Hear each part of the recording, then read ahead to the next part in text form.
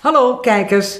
Ja, Jan en Zwaan op tv, dat zie je niet zo heel vaak, af en toe dus wel. Maar we zijn hier eigenlijk even gekomen om te vertellen dat we dus 15 april, zondagsmiddags van 3 tot 7 uur een gigantisch feest geven in Café Hofstegen in Rolde. We hebben een keur aan artiesten, want dat zijn allemaal onze collega's en die wilden graag ook bij het feest aanwezig zijn. Want 45 jaar, dat is natuurlijk niet niks. Want ik weet niet of er mensen zijn die ons dit na kunnen zeggen als man en vrouw. Maar ik zal u even wat verklappen. De artiesten, Arne Jansen, Bouke, Koos Alberts, de Havenzangers, Imka Marina, Harm Wolters, Patrick, Wilma Fieten, Lucas en Gea, Jacques Herp.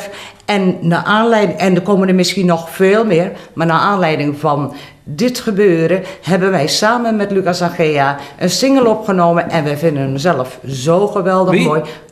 Hè? Hey, hoi. Hallo. Hoi. Waar is Gea? Die loopt even met de hond. Oh, die loopt met de hond. We hebben een feestje. We hebben een feestje. 45 jaar jubileum Jan en Zwaan. 45 jaar Jan en Zwaan. Kijk eens aan. Hoe vind je dat? Geweldig. Hartstikke mooi.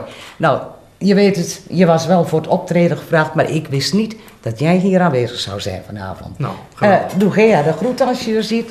En ik zou zeggen, lieve mensen, kom allemaal naar Rolde 15 april. Van 3 tot 7 nogmaals bij Café Hofstegen in Rolde. De kaartverkoop is daar ook. En ook bij de CD-hal in Ruinen is de kaartverkoop. Ik zou zeggen, we zien elkaar. Maar er zijn een bepaald aantal kaarten beschikbaar. Dus ik zou zeggen, haast u.